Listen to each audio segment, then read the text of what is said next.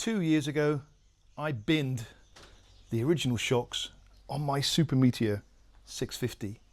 Today, I'm doing the unthinkable and putting them back on to actually see if they are as bad as I remember.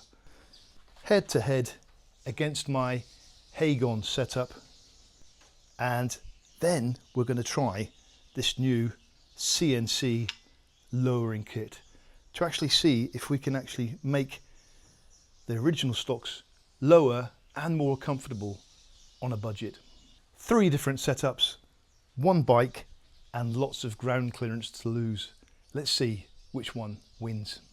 So I'm going to take the bike out for a ride now, 3 separate occasions. Once filming the Hagon shocks, how they're performing. Once filming the standard original shocks and see how they're performing. Thank you, bird. And thirdly, the CNC lowering blocks, which will actually change the angle of the original shocks and lower the bike at the same time. So I'm interested to see how these actually compare. I'm just going to lower the rubbers on my Hagons just to see how far they push back up over the bumps, and we'll do the same test, and we'll do the same test with the original shocks. This will tell us if we're actually bottoming out the suspension or not.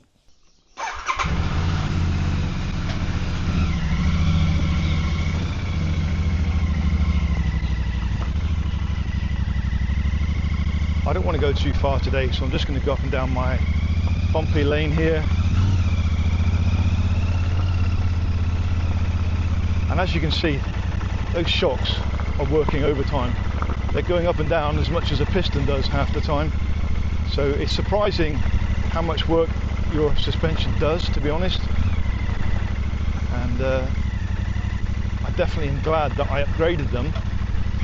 But 2 years on, I'm now finding that they're not as comfortable as what they were. It could be in my head, or it could be the fact that I've test ridden so many motorcycles lately that I'm much better in design on the swing arm than the Meteor 650, and that could be the problem.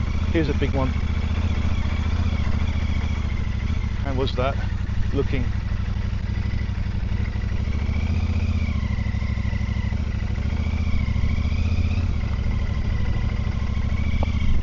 Let's do that again. Yeah. It's not high speed tarmac. I haven't got the time today, sadly. But that wasn't too bad on the Hagons anyway. Definitely not too bad. So we'll now try the original shocks. Back to home, swap them over. And as you can see, the rubbers haven't bottomed out. I've still got a little bit of space there. They haven't bottomed out at all.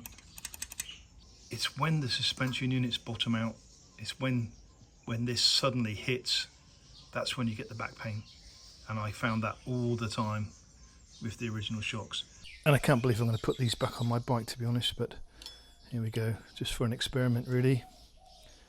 And I'm just going to reset the rubbers on these too, because I want to see how they bottom out.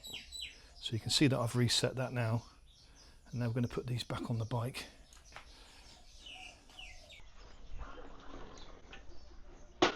Oh yes, different seat height. I'm back on tiptoes. Dear, forgot about that.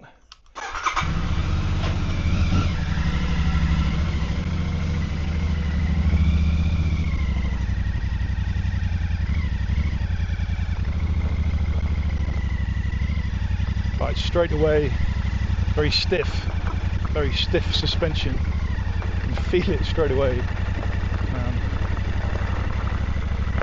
We'll go through that big bump.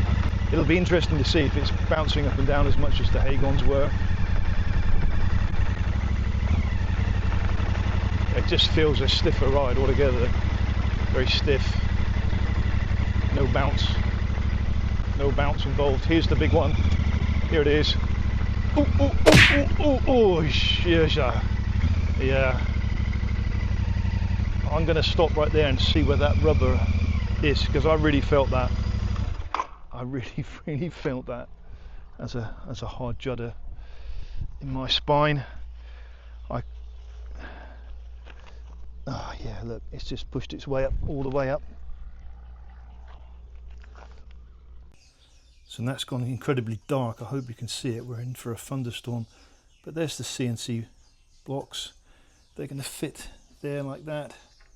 And that will push the spring backwards and lower the bike at the same time. So I'm looking forward to trying this, I really am. I saw these probably about 2 years ago on a one ride, and loads of you have been asking about these. So here they are, and I'm going to put links in the description where to get them. The Veloci-T lowering link. So the lowering links have been fitted. It has changed the angle, which I don't think is a bad thing. When I looked at the Indian Scout and the Indian Chief, they were very much at that angle anyway. And I'm just resetting this orange damper just to see how far it goes up, and we'll film it again before the rains come. It's going to rain any second. So we're back to flat footing again, which is nice. Actually, I've got a feeling it's a little bit lower than normal. I'm flat footing with my flip-flops on, not even my boots on. So it could be lower.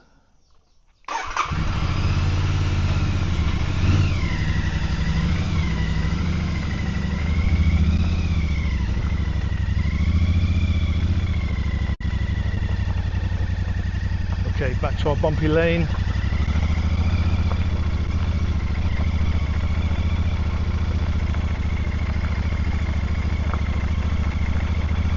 It's still stiff, but not feeling as stiff, to be honest.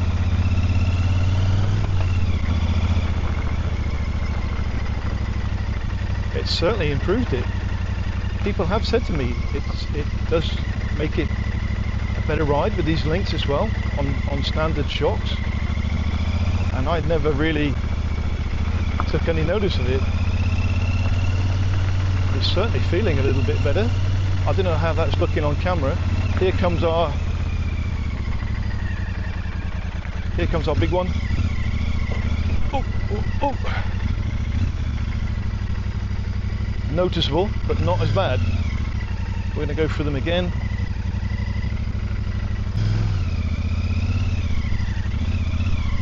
Here we go. Ding ding. Oh, oh, oh, oh. Yeah, that is not as bad as it was, you know. It really isn't. I'm going to have a look at the orange plunger on this, just to have a look. How is that looking? Oh, it's definitely reset itself up inside again. It has. I don't know if that's all the way up though, because obviously that's quite a big depth up there. I don't know if it's all the way up or not. Huh. A lowered bike and more comfortable. It's true. It is true. I can confirm. So there we have it, the Veloci-T lowering blocks fitted, and surprising results, which we'll come on to next. And also at the end of this video, I'm going to put my tips and trips and how to swap out these shocks, because I did do it twice fairly quickly. I found a quick method of doing it. So if you want to see how to do that using a piece of wood to actually lower and rise your swing arm to make it easier, that's coming up at the end of this video. First of all, how low can you go? What is surprising about the lowering blocks is I'm finding them making the bike even lower than my Hagon shocks. The Hagon shocks lowered the bike by 20 millimeters. I think the lowering blocks have lowered the bike by 30 millimeters. So I can easily flat foot the bike now, sat in the seat, instead of moving myself forward like I normally do. So I'm sat in the seat and I can flat foot the bike. So that's better for me. Of course, it's the clearance issue, which I know you're going to ask me next. How are the ergonomics of the bike? How is the handling? Has it changed? We're going to carry out that test right now. Okay, how is that reacting? Oh, that's nice. That is nice. Dare I say it, lower center of gravity, holding the road better, as I found with the Indian Scout.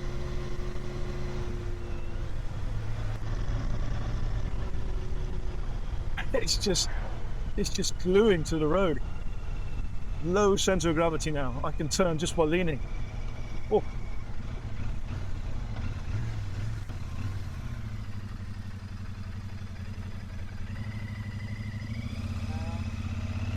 So these lowering blocks are nothing new. I'm hoping that some of you out there have had them for quite a while, and you can comment on this video and just let me know how you're finding them also. But at the moment, I'm very impressed. Maybe they have saved the original shocks for me. Bum bum. Bum bum.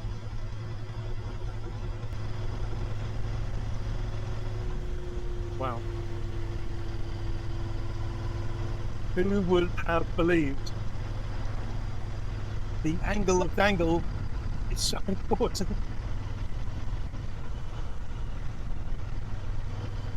Happy boy, happy boy. So for the last 2 years, I've been riding on my Hagons, a lowered setup.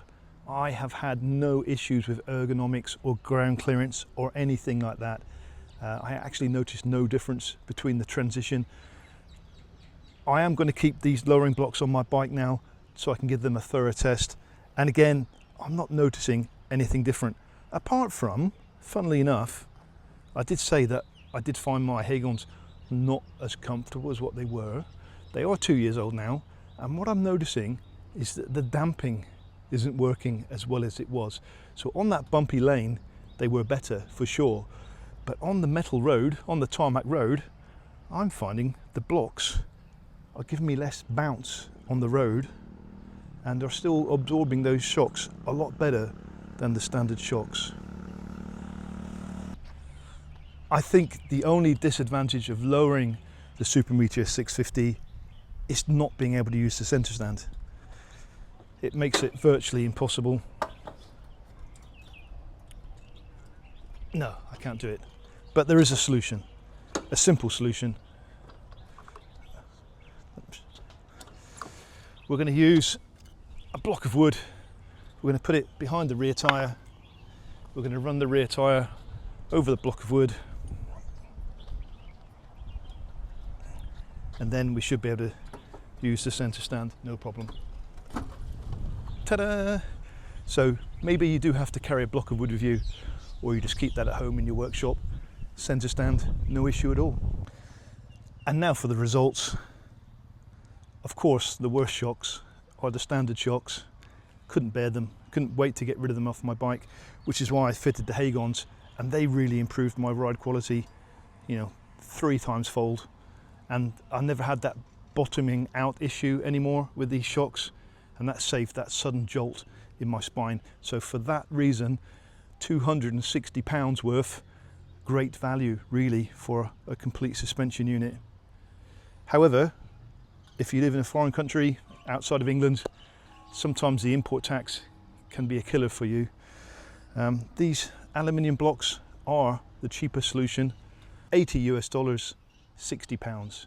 So that includes the extra fixing bolts and CNC cut from aircraft grade aluminium. So they are super strong and precision cut.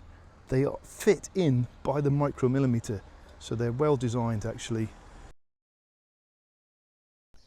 So a 14mm socket spanner for the bottom of the shock. 45 Newton meters of torque when we're tightening these back up from what I remember.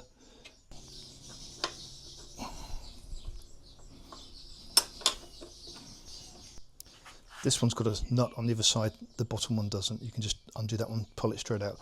This one is a nut and a bolt.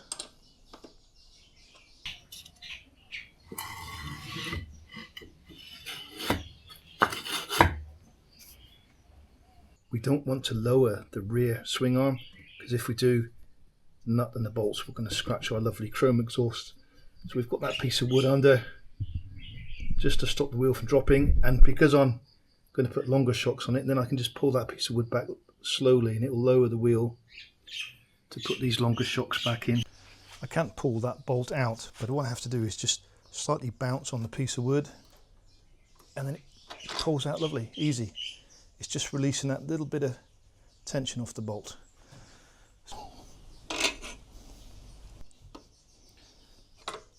There's our Hagons removed. take the one out on the other side, the wood's holding the swing arm up, and then we can lower it slightly to put the longer original shocks back on. To lower the swing arm, all we have to do is just hold it with our hand, lift it up slightly, pull that piece of wood back, and it just lowers the wheel. Just be careful not to touch those bolts on the exhaust. The bottom one's lined up, the top one isn't. It's quite a way out actually. It's just a case of stepping on the wood, raising the swing arm, and look at that, straight in, all lined up, perfect. Coming up next, I've got some handlebar risers to fit to this bike, courtesy of Hitchcock's Motorcycles. They've decided to sponsor the channel and give me some handlebar risers free of charge, so I'm looking forward to fitting them. They'll be in a video following very soon, and I hope you found this video useful. Any questions, please feel free to ask. I'll put links to those lowering blocks in the video description, and until next time, ride safe. That's looking on camera. Here comes our big one. Oh, oh, oh.